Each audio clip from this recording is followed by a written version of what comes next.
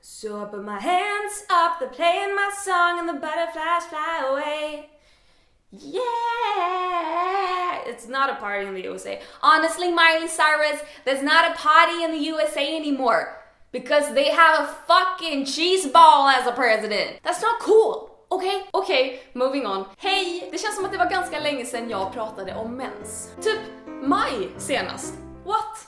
Det här är inte likt mig. Jag tänkte att vi skulle prata om mens idag och inte vad som helst utan om 5 saker som är bra med mens. Jag fick inspiration till den här videon när jag var i Danmark i helgen. Jag var på Köpenhamns bokmässa för att min bok tydligen har kommit ut i Danmark. För helvete, vad säger du? Är den ord i Danmark? Det är så sjukt, min bok har varit ute i lite drygt ett år och det har hänt så himla mycket under det här året. Jag har varit runt i literally hela Sverige under det senaste året för att prata om boken, för att träffa er, för att liksom snacka om mens. Och det har gått så bra att den har sålts till 7 andra länder. Norge, Danmark, Estland, Nederländerna, Tyskland, USA och Korea. Fucking Korea. Och nu har den fått ett nytt utseende. Kolla på det här. Den är blå och jag har kort hår och den är mjuk. Okej, förlåt. Det här kanske är lite shameless self-promotion, men den här har 18 nya sidor.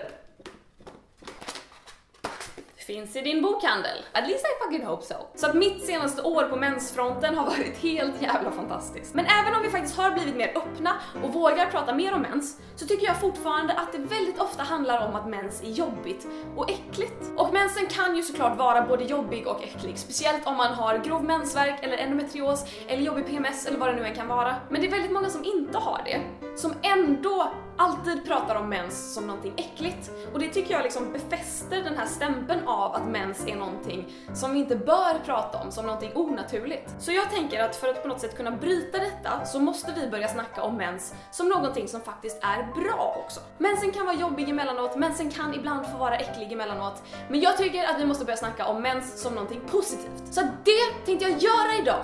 Boom! Bitches, I'm out! Nej, I'm not out. Because I didn't even start yet. Nu kör vi 5 bra saker med mens coming up. Första grejen med mens, som är den bästa saken med att få mens, är att du inte är gravid. I alla fall om du inte vill bli gravid, och jag vill inte bli gravid på jävligt länge. Sen är det ju den här lilla detaljen att du kan faktiskt få en mensliknande blödning även om du är gravid. Men mensen är ändå liksom på något sätt det näst säkraste tecknet på att du inte är gravid. Det säkraste är ett graviditetstest. Är det förresten bara min kropp som funkar så att typ när man träffar någon ny, vilket man gör ibland, man kanske tycker om personen, man kanske vill vara lite nära och kroppen bara, nu ska din mens vara 5 dagar sen, inte för att du är gravid utan för att det är fett kul att skrämma skiten ur dig. Andra grejen som är ruskigt bra med att ha mens är att kroppen antagligen fungerar precis som den ska. Åtminstone ganska bra. Jag vet inte med er, men jag tror att vi alla har perioder i livet där vi äter dåligt, sover dåligt, stressar som idioter och generellt mår ganska kast psykiskt. Men när man är mitt i en sån period och mensen i alla fall kommer i tid, då vet du att du i alla fall inte håller på att dö.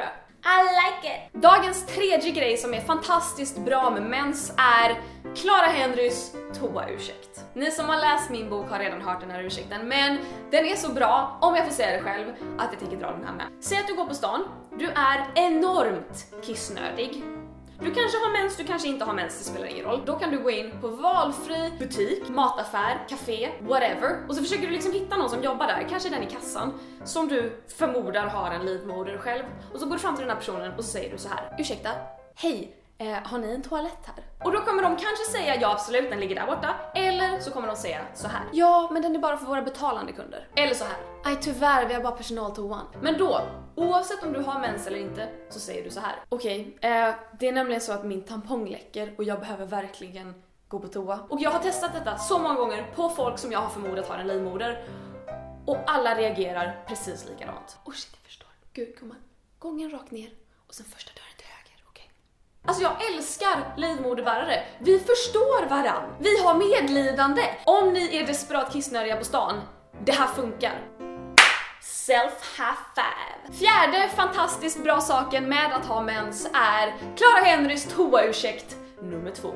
Att ha mens är den topp 1 bästa ursäkten till att sitta på toa hur länge som helst och scrolla Twitter. Alltså om någon skulle sitta på toa lite för länge, då tänker man ju per automatik att den personen bajsar. Men om du låter folk i din omgivning veta att du har mens, då kommer folk per automatik tro att antingen bajsar hon eller så byter hon mensskydd och det kan ju faktiskt ta lite tid. Så att rent krasst, om du låter folk veta att du har mens, då kan du liksom fly från skola och jobb i typ så här en kvart, 20 minuter, sitta på toa och bara scrolla My Stories på Snapchat. För att om det inte luktar bajs efteråt så tror folk att du bara har tagit lite för lång tid på dig att byta binda, medan du har suttit där och tagit en välförtjänt paus. Och vi har kommit till min femte och sista makabert bra, jag vet inte ens vad det ordet betyder, makabert. Är det ett ord jag kan använda i det här sammanhanget? Makabert bra grej med att ha mens. Blod.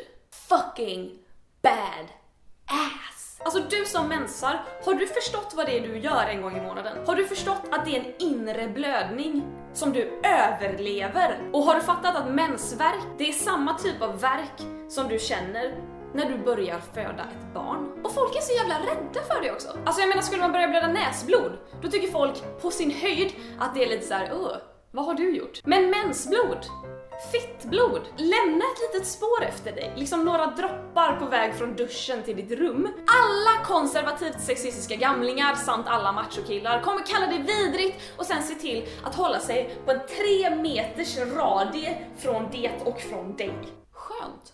Och det här, mina damer och herrar och icke-binära, är 5 av alla saker som jag tycker är helt fantastiskt med mens. Ni får jättegärna berätta i kommentarerna vad ni tycker är fantastiskt med mens. Har ni typ egna lifehacks som typ mina toaursäkter? Skriv en kommentar, låt mig veta. Låt kommentarerna bli någon form av forum där ni kan dela med er av erfarenheter och åsikter. Och låt oss för en gångs skull att bara sluta kalla mens för äckligt. Det var allting jag hade för denna veckan. Ni får ta det vackert och så ses vi precis som vanligt nästa måndag. Hej då!